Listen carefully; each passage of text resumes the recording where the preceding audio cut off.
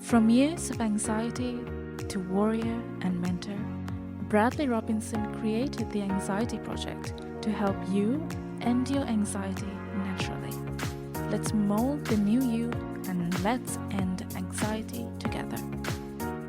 Hello, everyone. Welcome back to the Anxiety Project podcast. Here we are on episode 264, and we're unraveling the culture narrative.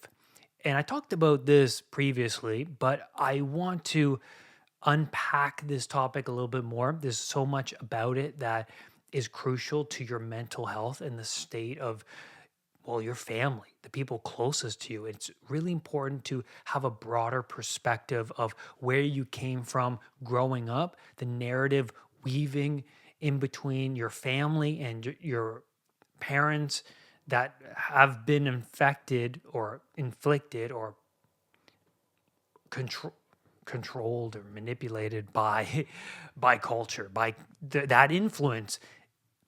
It can continue on from generation to generation. And you can be like Neo, right? From the Matrix. You can be the one to break away from the narrative. You can be the one to change the pattern running in your family. You can be the one to not get heart disease because it's running in the family, or not get cancer, or not wind up in the mental state that your father was in, or grandfather was in, or grandmother. Because we see abuse run down the line. But you can be the one to shift that pathway. And I see it all the time. People shift their diets and they live longer than their previous family members. They stop smoking and they live longer, and they become more successful. And that's the thing: patterns, habits, behaviors, beliefs, they run in the narrative of your tight community that is your family. But you can be that individual to shift direction. You can be the one.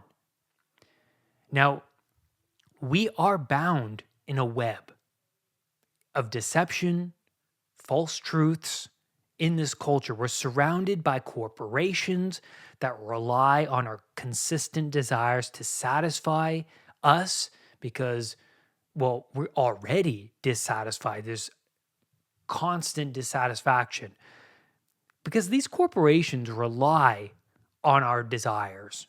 They rely because we're controllable. If we're continuously desirous and what they provide meets with what we desire, we are going to return, because the dopaminergic system says, hey, remember when we got that latte from Starbucks? Man, it tasted pretty good. It satisfied us. It made us more awake, and it just hit all those buttons. Let's go back and get that again, because that's what the reward system does. It notices, and that it becomes a routine. And that's another thing, that the unconscious, it's not just the dopamine, but it's even it's becoming familiar with just getting up at a certain time, showing up at a certain location, getting the sugary drink, the sugary dessert. And we see it all the time in culture and in our family life, where certain night is pizza night, certain night is pasta night, or certain time of day we have that dessert, right? And we stick to it not just because of the dopaminergic system. It's mainly that, but it's also the familiarity. It's the comfort. It's even the connection. Maybe it's connecting with your kids or your loved ones. It's deep. But culture, like corporations like Kellogg's, already know that if we do not promote our products as healthy, quote unquote healthy, which means they cherry pick data so that whatever studies that they conduct, they're obviously going to promote their product as being healthy and not otherwise, right? They're a company. They need to make money, right? Or they'll lose that money. They need to promote it as healthy, especially in an age where people are becoming more concerned over our health. People are becoming sicker now more than ever, with more products now being promoted as healthy, right? The Washington Post recently published an article about dietitians and doctors being paid by snack and soft drink companies to promote junk food as healthy. Think about that. Your doctor may not have your best interest at heart.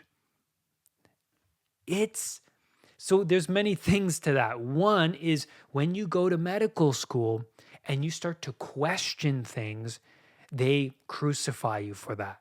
They say, nope, stick to the guidelines.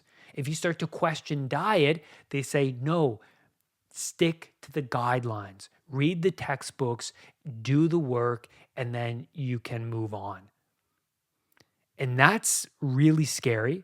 There's a great book called Lies My Doctor Told Me by Dr. Ken Berry.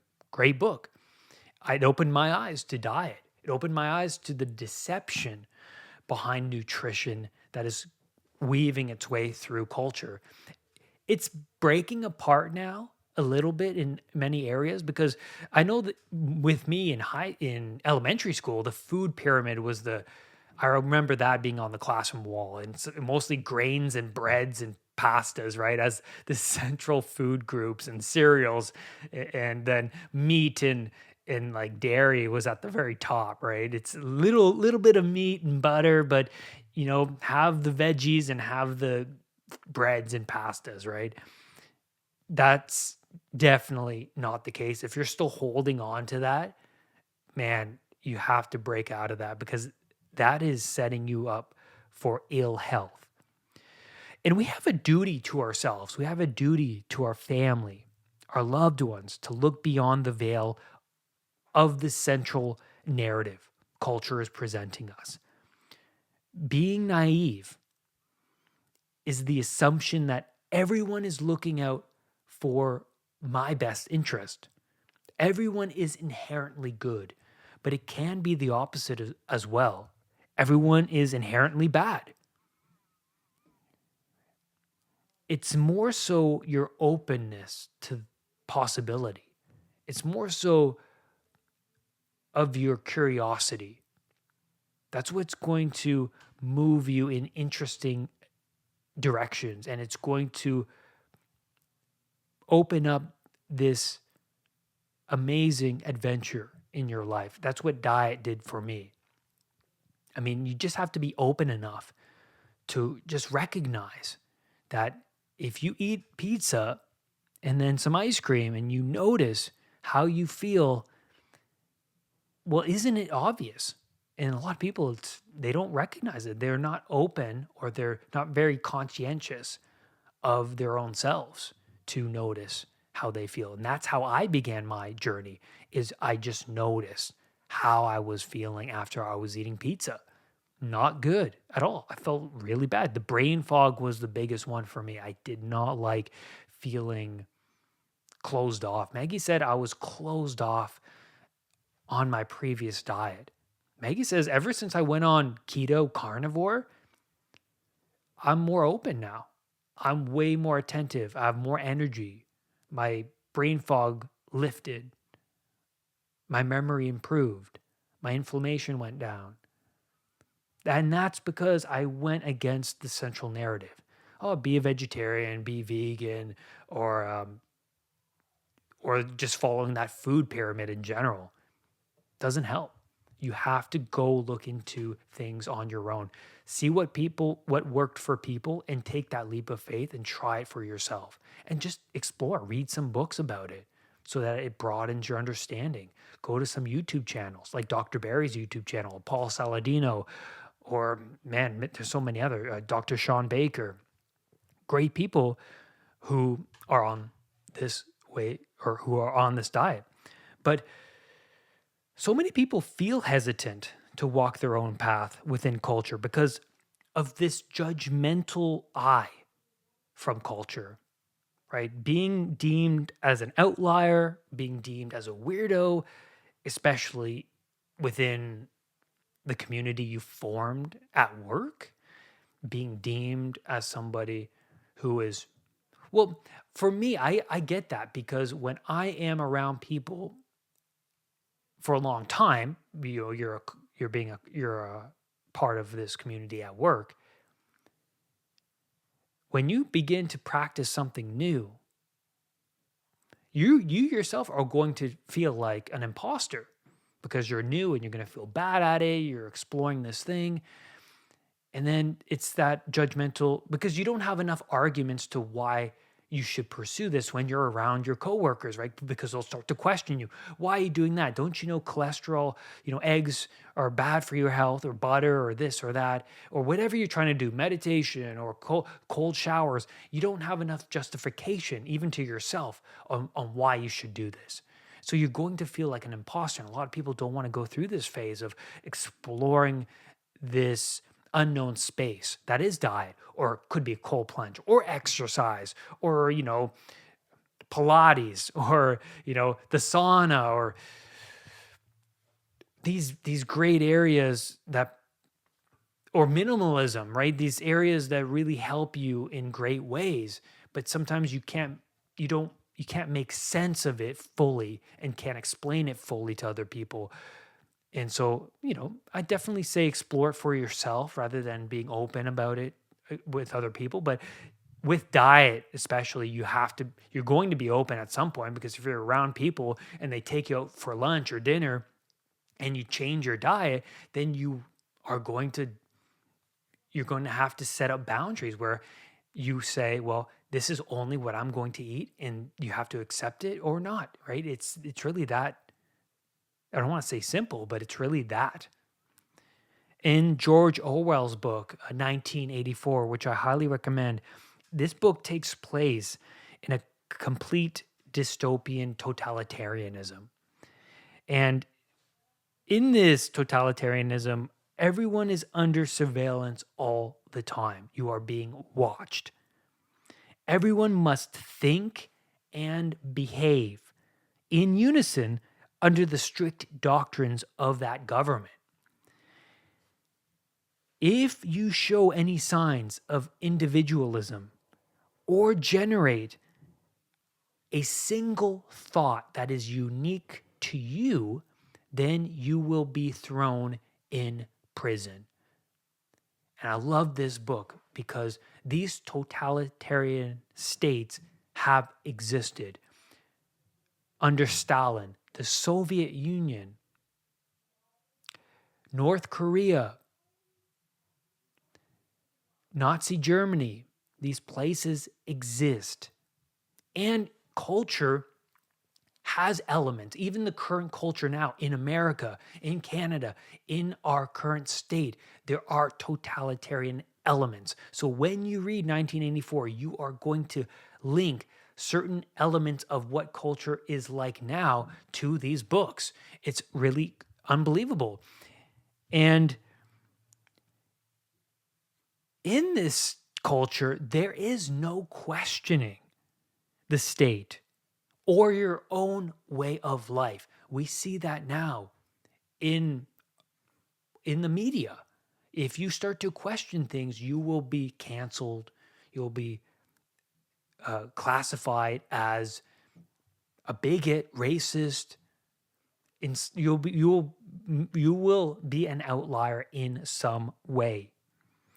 And culture will do its best to shield you from any other way of living than the one already imposed by culture. If we can keep you sick, if we can keep you hungry and vulnerable, then you are easily manipulated, like the puppet from Pinocchio. You can manipulate that puppet to any way you like. But there's a scene which I highly love. I love this movie, where there's this tyrannical satanic figure up in the shelves of Geppetto's home looking down at Pinocchio. And it's an indication that when Geppetto draws a mouth on Pinocchio, what happens is, well, it cuts to that tyrannical image, and it's an indication that tyrants don't like you to have an individual voice. And we see that now with free speech becoming less and less free, especially here in Canada. It is an absolute nightmare to see because we're we want, and isn't free speech a lovely thing, but we're seeing cancellations left, right, and center. We are seeing great people being prosecuted and punished even before trial. Even before proven guilty, you are deemed an outlier and should be demonetized. You should be canceled. So in 1984, the main protagonist, Winston, he works in this ministry of truth, which is very funny. Like the name is so funny. But his job is to rewrite the past, right? He takes newspaper clippings and he rewrites them in the narrative of the current culture. And that's interesting because in totalitarian systems, they don't want you to be exposed to any other way of life, to keep you vulnerable, to keep you hungry, to keep you sick. I mean, that's what they do in North Korea. They keep their citizens hungry so that they can't sit around and generate any mental thought of their own. Because if you're hungry, all you're thinking about is food, how to survive just one day at a time. But if your belly is full and you have heat on and you have the simple necessities, clean water, then what are you going to do? You're going to actually have time in your day to sit and think about things. Maybe things aren't okay. But no, that's a totalitarian system. And these systems, they shrink your freedom and independence smaller and smaller, as small as it can. They do this with fear and brute force. You can kick other people into obedience. That's definitely the case today. If there is a sensitivity within culture, then you will become more hesitant to speak of these matters out loud or in the office or with your family. You'll be hesitant to question them. And when you actually generate the thought of any sort of question against what the narrative of culture is, you will actually view yourself as someone, well, am I a bad person for thinking that thought? Because culture says you are a bad person if you question things. You will be canceled. You will be an outlier. You could lose your job. Uh-oh. Fear, even internally, the emotion is fear. It's, I'm a bad person for even generating that. We see now people on the media, on social media, they're getting fired for just speaking out or questioning things, especially a lot of the Hollywood type, because Hollywood is very woke and progressive. And if they question things, oh man, they get kicked to the curb quite quickly. They get deemed as an outlier. They won't find work because Hollywood is very progressive and very woke. And I've heard people say that, well, celebrity types say that they're too afraid to even say anything. They just keep their mouths shut and get to work. And I feel like, you're losing a bit of your soul there when you do that because something is iffy. There's that feeling, but then the fear far outweighs that motivation to speak up, and you don't. But you sell a little bit of your soul. And I don't think it's worth it at all. I do not think it's worth it. Certainly not. And then you are attacked on the news. We see this especially during the COVID pandemic, right? Wear a mask, get your vaccine, stay inside. Don't question these things. And then people like Joe Rogan would start to question, what's really going on? Let's bring in some doctors. Let's see where this is. What's the data? No, no, no. Don't question this, or you will be deemed somebody who is against culture. You will be deemed as a stupid individual. And I don't agree with that. I think we should explore all options. I think we should be open to possibility, and we should continuously seek out truth and not settle for one doctrine, one set of beliefs, because things are consistently changing over time. Individuality is behind the veil of culture. It's in that fine print.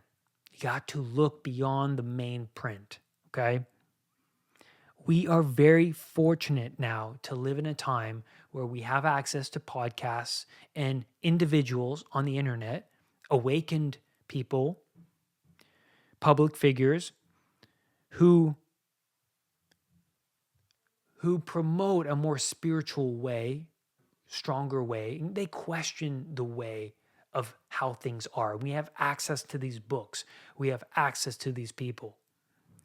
And that's a beautiful thing. But you have to be the one willing enough to go out and explore that. I know so many people who are closed off. They just live in their tiny bubble of their existence, and they don't explore themselves. They don't try and push themselves in any way, whether it's going to the gym, whether it's diet, whether it's meditation, or just sitting with themselves and understanding really who they are, what they really want. No, there's so many that I come into contact with that stay in that routine. And it's disheartening, but I don't try and change them. They have to want to change. And then there's this internal battle with yourself. Because we talked about culture, but what about yourself?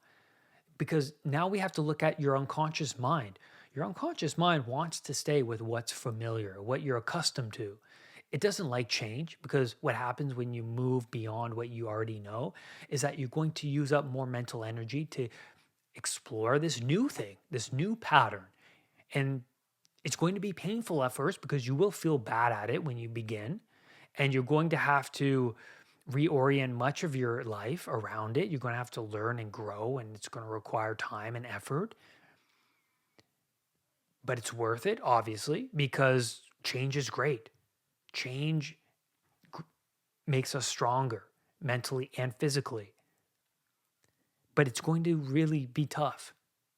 You have to be willing to take that leap and understand that, you know what, I should do it anyways. I'm not going to be perfect at it. The perfectionistic mind will become present and say, hey, if you're not great at it, you shouldn't pursue it. It's like, no, you're going to be bad. It's okay. Accept that and move forward. Like Harry Potter and the Dementors, right? Learning how to conjure a Patronus, he's so bad at it, but he knows that in the end, to overcome the fear, he will have to master this new technique, this new spell. And then in the Hobbit story, Bilbo Baggins, when he's out with the dwarves at the beginning of this great adventure, what happens? Well, he feels like an imposter. He feels like he doesn't belong there. He's not an adventurer. He's not a hero. He's just this little Shire person who's overweight, who smokes a pipe and eats a lot of bread. But over time, he persists. He knows that there's something greater than this, that in the adventure holds so much of what he can become. His potential is lurking there in the unknown, and he understands that. And now I really want to get into something very interesting. So get ready for this. I want to get into how one belief from a person can influence the health of our overall society. A one-sided narrative, it can become the cultural center. And this is the coming of age story of the Academy of Nutrition Guidelines. So I'm reading this. I put it together. I took the main points from this chapter in Michelle Hearn's book, The Dietitian's Dilemma, which I highly recommend. So this is partly quoted from her chapter in that book. Ellen White was born in 1827 and claimed to receive over 2,000 visions from God. One vision involved a major health reform. This vision, God told her that humans were to refrain from flesh food, meat. She then claims in grains, fruits, vegetables, and nuts are to be found all the food elements that we need. She proclaimed that meat was not necessary for human health, and she stated it causes cancer, tumors, and diseases. Don't worry, health anxiety sufferers, it does not. And then she also says meat causes lustful thoughts in men and women, leading to masturbation. Interesting. And then she'll go on to co-found the Loma Linda Sanitarium in 1906. This place would teach individuals in medical evangelicalism. And then, if you would like to teach this medical evangelicalism, you were required to preach, teach, and adhere to her nutritional beliefs. In 1909, Pastor Burden and other school leaders then began to operate the Loma Linda Sanitarium under the new name of the College of Medical Evangelists. This college could grant degrees in liberal arts and sciences, dentistry, and medicine. So, research on health was taking place with a bias in mind. That meat is bad. And you can tell there's no openness to any other truths than that. And then a young man named John worked with Ellen from the age of 12. He would go on to become a doctor, inventor, and nutritionalist. John, being a vegan, concerned with Ellen that masturbation was a serious sin and worked to develop food items like meat substitutes along with breakfast cereals to be an anaphrodisiac, which means to reduce sexual desire.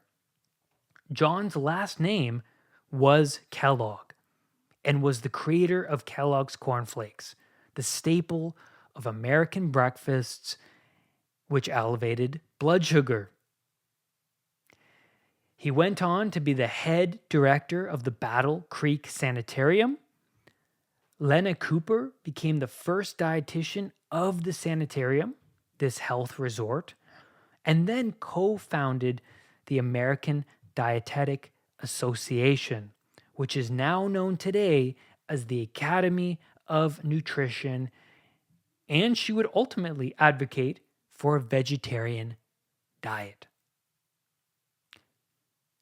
I want you to replay that section of the podcast again, because when I learned that, I was dumbfounded. I couldn't believe it. How much these narratives are one-sided. And I hope that this podcast opened you up in many ways to diet, but in all areas of your life, the pharmaceuticals, or maybe it's your job, or maybe it's just how you are living. Maybe it's the tyrant within you that you're concerned about, that you can't seem to get a grip over that narrative within you, the narrative to eat that sugar or avoid difficult tasks that you know you should do but can't seem to begin. You know, I'm always wrestling with that inner tyrant. And what's more meaningful than that? Why give in? What's the value in being a slave to that tyrant? Isn't it worth being more than who you are now? Because you're not okay the way that you are. You have much to learn and much to do in your life. Keep growing. And that's where I'm going to leave you on this podcast episode. Thank you, everyone, for being here today. Thank you for being a listener.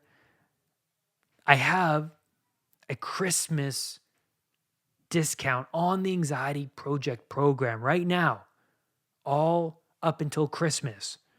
That's available at unpluganxiety.com. Rise above anxiety. I'll see you next time. Brad's powerful anxiety recovery program is now available at unpluganxiety.com. The Anxiety Project program is downloadable and puts the power of anxiety recovery in your own hands. Visit unpluganxiety.com for more details. Recovery